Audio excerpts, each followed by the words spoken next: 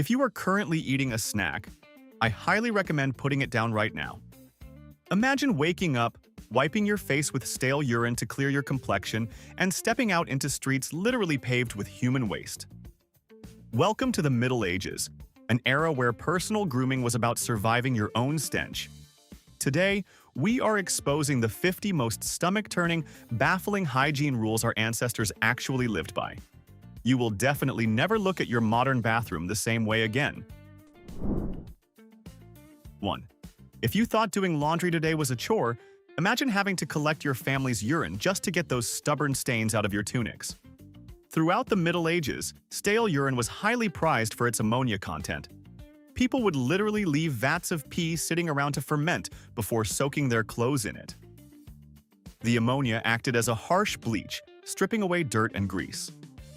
Sure, your outfit might have looked incredibly white for the royal feast, but at what cost to everyone standing downwind of you?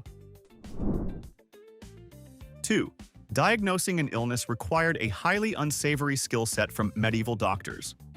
Forget taking your temperature.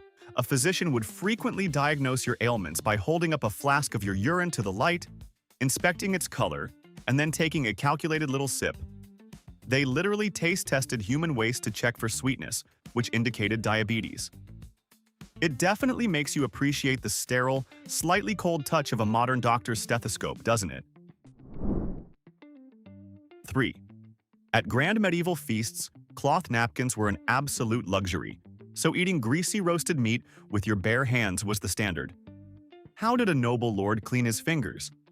He simply wiped them thoroughly on the back of a specially bred Banquet dog wandering under the table.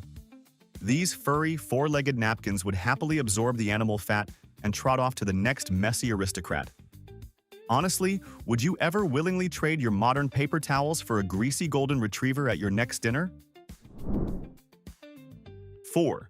The most prestigious job in the royal court was not the chief military strategist, but a position officially titled the groom of the stool.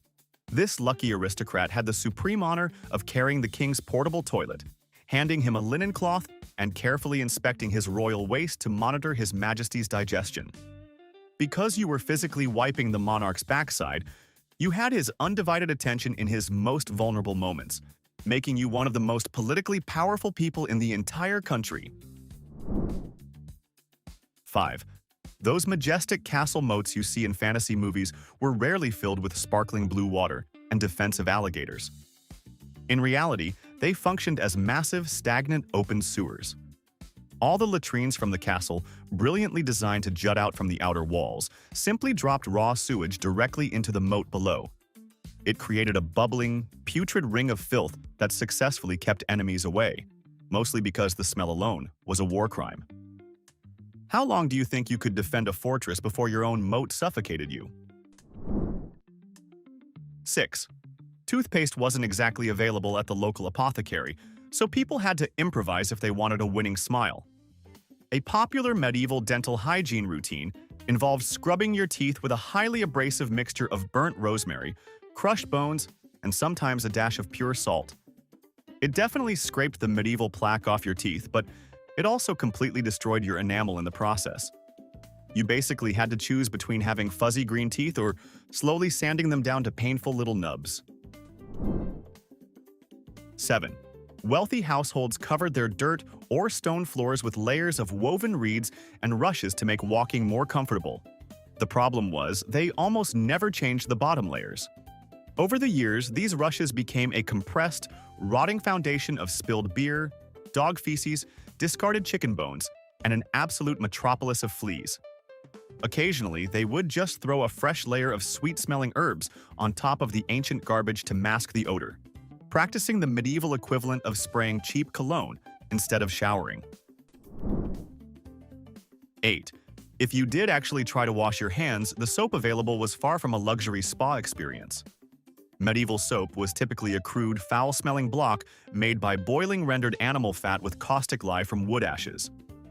It was incredibly harsh, frequently stripping the outer layer of skin right off your hands while leaving you smelling distinctly like a rancid sheep. Would you rather just live with dirty hands, or aggressively scrub them with a block of rotting animal grease that practically burned you? 9. Taking a casual stroll down a city street required the reflexes of an absolute ninja. Since indoor plumbing was practically non-existent for the commoners, the standard method for emptying a chamber pot was simply hurling its contents out the second-story window directly onto the street below.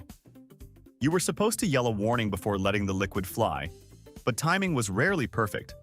Wearing a wide-brimmed hat wasn't just a bold fashion statement. It was a strictly necessary shield against unexpected aerial bombardments of human waste. 10. Managing personal hygiene during a medieval banquet meant sharing your bathwater with absolute strangers. While public bathhouses existed, the water was heated over massive wood fires, making it incredibly expensive and time-consuming to change. So, the water just stayed there. Dozens of unwashed peasants, merchants, and travelers would cycle through the exact same murky wooden tub throughout the day. By the time the evening crowd arrived, you were essentially paying good money to soak in a tepid soup of your neighbor's accumulated grime. 11.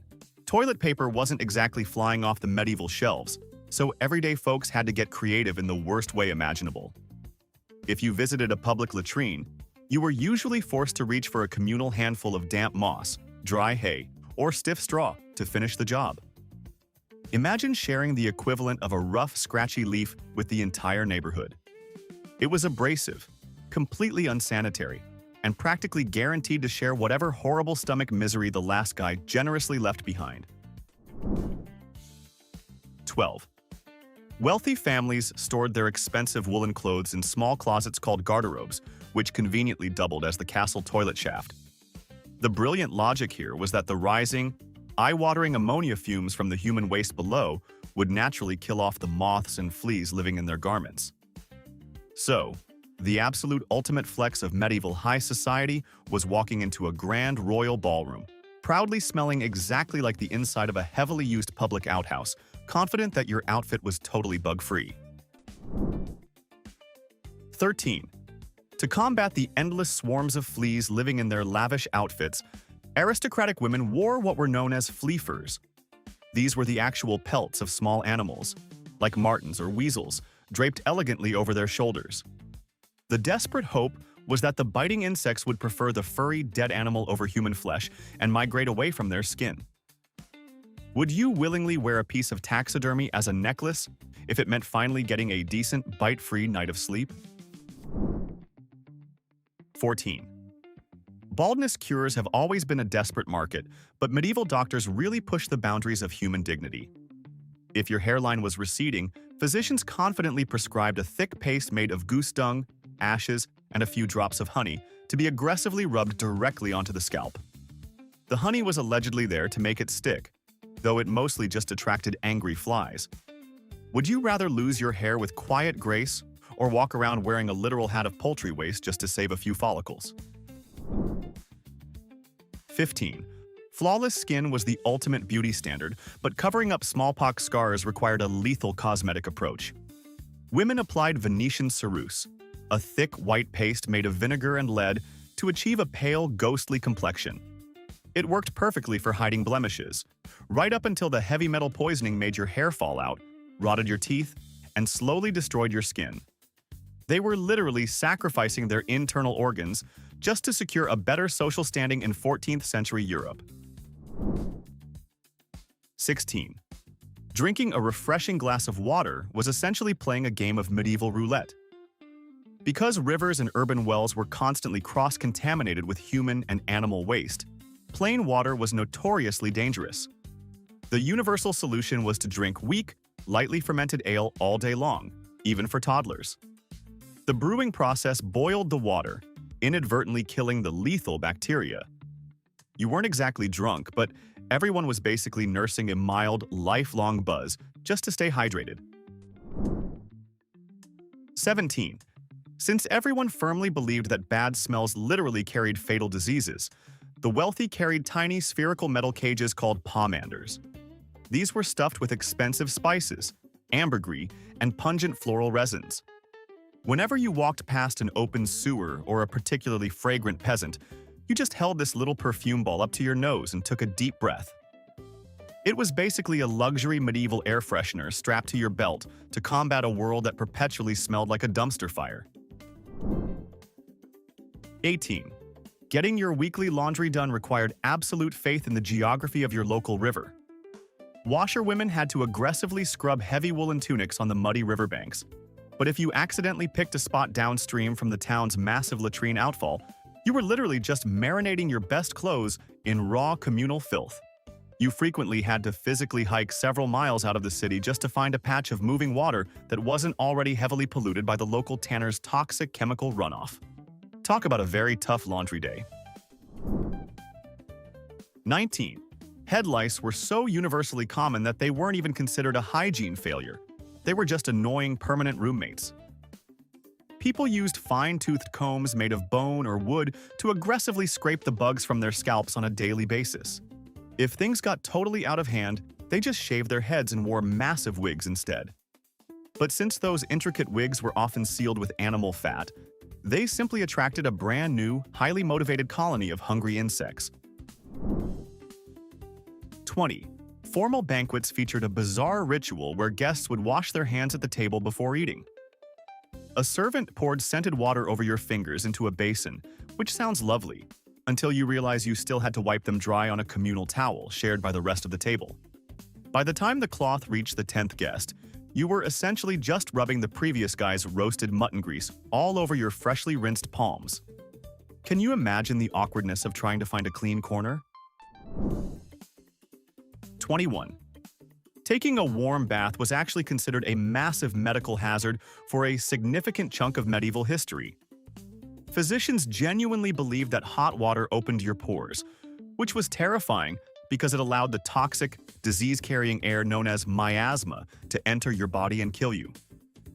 Their official medical advice was to stay as filthy as possible to keep your pores safely clogged with a protective layer of dirt and sweat. It was the only era where smelling like a wet farm animal was considered peak preventative medicine. 22.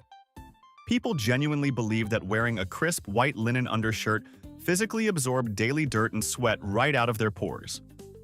Because of this bizarre medical theory, simply changing your shirt was considered the exact same thing as taking a full-body shower. You could wear the same heavy, intensely unwashed woolen tunic for an entire year. But as long as you confidently swapped out your linen underwear every few days, medieval society officially classified you as a sparklingly clean individual. 23. Medieval city streets were famously buried under towering mountains of discarded food and deeply mysterious sludge. Instead of spending tax money to hire a proper sanitation department, brilliant local governments simply allowed massive herds of domestic pigs to roam completely freely through the urban centers. These hungry animals acted as self-driving garbage trucks, happily devouring rotting waste off the filthy cobblestones. It was highly efficient, provided you didn't mind dodging massive, aggressive hogs. 24. Silk handkerchiefs were a tremendously rare luxury item. So what did an average peasant do with a terribly runny winter cold? The officially accepted etiquette was to casually block one nostril, violently blow the liquid contents of the other directly onto the dirt floor, and firmly step on it. Doing this right at the dinner table wasn't even considered rude by polite society, as long as you carefully aimed away from the actual food. Would you invite a friend over if their preferred tissue was your floor? 25. Heating enough water for a rare wooden tub bath took hours of grueling manual labor, so medieval families certainly weren't going to waste a single drop. Because of strict social hierarchies, the father always washed first in the only clean hot water. Then came the older sons, followed by the women, and finally, the unfortunate babies. By the time it was the youngest infant's turn, the water was so incredibly thick with the entire family's communal grime that it was practically a solid, dark gray soup. 26. Cotton swabs obviously hadn't been invented, but aggressive earwax buildup was still a highly annoying issue. To solve this, wealthy individuals proudly wore tiny, beautifully crafted silver or bone scoops on elegant chains around their necks. You would casually dig the thick wax out of your ears right in the middle of a polite public conversation, Wipe the little spoon on your velvet sleeve and let it hang gracefully against your chest. It was the equivalent of wearing dirty nail clippers as a pendant. 27. Since daily toothbrushing wasn't exactly a common habit, horrific morning breath was a universally accepted, incredibly pungent problem. To combat the foul odors of a heavily garlic-based diet and naturally rotting teeth, anxious people chewed relentlessly on dry handfuls of fennel seeds, cloves, and cardamom. They didn't fix the underlying dental decay. They just aggressively masked the terrible scent. A romantic whisper basically hit you with a deeply confusing blast of licorice and advanced gum disease. 28. Aggressive bedbugs and hungry fleas were completely unavoidable, mostly because standard mattresses were essentially just giant, coarse canvas sacks stuffed with dry straw or weeds. Once a thriving colony of insects moved into your bed, they absolutely never left. To desperately minimize the chances of these creepy pests crawling into their mouths during the night, exhausted people often slept propped up against multiple pillows in a nearly rigid, seated position. Could you sleep while sitting straight up? 29. Washing long hair was such a massive, physically exhausting ordeal that medieval women actively tried to avoid doing it for weeks at a time. When they finally couldn't stand the heavy grease anymore, the homemade shampoo of choice was often a dangerous, bubbling mixture of water and highly caustic lye created from fireplace ashes.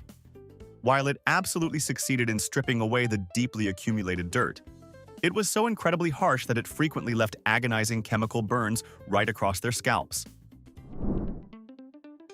30. If you accidentally suffered a minor cut, your local village apothecary certainly wouldn't reach for a soothing antibacterial ointment. Instead, a heavily trusted medical treatment involved immediately packing the fresh wound with a thick, homemade poultice crafted from animal dung, dirt, and chunks of intensely moldy bread. The terrifying logic dictated that the warm paste would magically draw out the bad humors. This officially sanctioned practice efficiently turned tiny scratches into spectacular infections. 31. If you thought living near a modern factory was incredibly annoying, try being neighbors with a busy medieval leather tanner. To make stiff cowhides soft and actually wearable, tanners rigorously soaked them in massive festering vats of collected dog feces and aggressively stale human urine. The natural enzymes slowly broke down the tough skin, but the resulting stench was so utterly toxic that tanneries were legally banished to the far edges of town. Could you honestly ever get used to breathing in that putrid, eye-watering air every single day? 32. Leaving the grand dining table in the middle of a massive royal feast to use the restroom was often considered a severe, absolutely unforgivable breach of formal etiquette. Instead, wealthy nobles simply ordered their loyal servants to slide a fancy ceramic chamber pot directly under their heavy oak chairs. You would casually handle your highly personal business right there in the Great Hall, closely surrounded by eating guests, while politely continuing your lively, engaging conversation about local medieval politics. Bon appetit to everyone, right? 33. Going to the modern dentist is terrifying, but medieval dentistry was essentially an absolutely unhinged horror movie. If you developed an agonizing toothache, professional doctors rarely pulled the tooth right away. Instead, a highly recommended, completely serious medical cure involved catching a wild frog, firmly holding it directly against your painfully infected cheek, and quietly whispering your physical symptoms to the creature. The flawless logic proudly assumed the slimy frog would miraculously absorb the rotting infection straight from your jaw. 34. Central heating was obviously centuries away, so ordinary medieval peasants had to bravely survive incredibly brutal, freezing winter nights using highly unconventional methods. The standard architectural solution was to build the family house with absolutely no dividing walls between the living room and the barn. You essentially invited your dirty cows, sheep, and chickens indoors to sleep safely right next to your dining area. The collective body heat of flatulent farm animals kept the family alive, but the indoor smell was unimaginably, overwhelmingly foul. 35. Achieving that highly sought-after, dangerously pale medieval beauty standard often required taking some rather extreme measures. While some women used toxic makeup, others preferred the completely natural squirming approach. Wealthy ladies routinely attached hungry, blood-sucking leeches to their ears and cheeks right before a major social event. The strategic blood loss successfully drained the healthy pink color directly from their faces, leaving them looking delightfully sickly and wealthy. Would you let a parasite bite your face just to look fashionably exhausted? 36. Today, aggressively spitting on the floor is a surefire way to get kicked out of a nice restaurant. But medieval manners were shockingly different. Constant, vigorous spitting was not only completely socially acceptable, it was practically expected everywhere you went. Because of the endless dust, heavy wood smoke, and poor dental hygiene, people constantly cleared their throats and spat directly onto the rushes covering the floor. Even priests routinely spat during long church services. It was considered much healthier to politely expel the bad phlegm. 37. Without the absolute luxury of liquid dish soap, washing your heavy wooden trenchers and metal cooking pots was a seriously gritty, exhausting experience. Servants aggressively scrubbed the greasy dinner plates using massive handfuls of coarse river sand, crushed eggshells, and harsh fireplace ashes. To rinse it all off, they typically dunked the dishes into the exact same barrel of stagnant, completely murky water for an entire week. You were essentially just shuffling yesterday's hardened mutton grease around to make room for tonight's heavily salted stew. 38. Small peasant cottages rarely featured spacious pantries or dedicated storage closets, which naturally led to some highly questionable food safety practices. To keep their valuable winter rations safe from roaming domestic animals and massive rats, families often tucked their cured meats, giant wheels of cheese, and sacks of grain directly underneath their straw mattresses. You were literally sleeping on top of your own groceries while your sweaty body heat slowly aged the cheese night after night. Midnight snacking has never sounded so incredibly unappealing. 39. When a terrifying new skin disease or a nasty parasitic infection swept through a crowded city, desperate medieval doctors turned to their ultimate, completely toxic miracle cure. They proudly prescribed thick ointments heavily laced with pure liquid mercury, boldly rubbing the heavy metal directly into the patient's open sores. While it definitely killed the annoying skin mites, the severe mercury poisoning quickly drove the patients entirely insane and made their teeth casually fall out. It was a classic medical case of the cure being vastly worse than the disease. 40. Grabbing a quick drink at a busy medieval tavern meant deeply embracing the local community in the most unsanitary way possible. Glassware was incredibly fragile and massively expensive, so working-class customers shared massive, hollowed-out animal horns or heavy wooden tankards. You simply took a massive gulp of warm ale, casually wiped your greasy mouth with the back of your dirty hand, and instantly passed the heavily slobbered rim to the stranger sitting next to you. Are you genuinely brave enough to share a wet drinking horn with a completely unwashed blacksmith? 41. When you sneeze today, it is perfectly normal to expect a polite blessing. But in the Middle Ages, a simple sneeze was treated like an absolute medical emergency. People genuinely believed that a violent sneeze could temporarily expel your actual soul from your body, leaving it completely vulnerable to wandering evil spirits. To prevent demonic possession, bystanders aggressively blessed you the second your nose twitched. It wasn't just polite manners. It was a high-stakes supernatural rescue mission taking place right in the middle of the local market. 42. Maintaining a spectacular manly beard was highly fashionable for knights, but washing it was a completely different story. Instead of using expensive soaps, noblemen often relied on brushing their facial hair with small, stiff combs carved from pig bones. To keep the beard looking shiny and majestic, they routinely massaged heavy animal fats or sticky goose grease directly into the coarse hair. It definitely gave them a glossy, heroic appearance, but they constantly smelled like a walking medieval butcher shop right in the middle of a hot summer day. 43. Stepping inside a crowded medieval courtroom was an overwhelming assault on the human senses.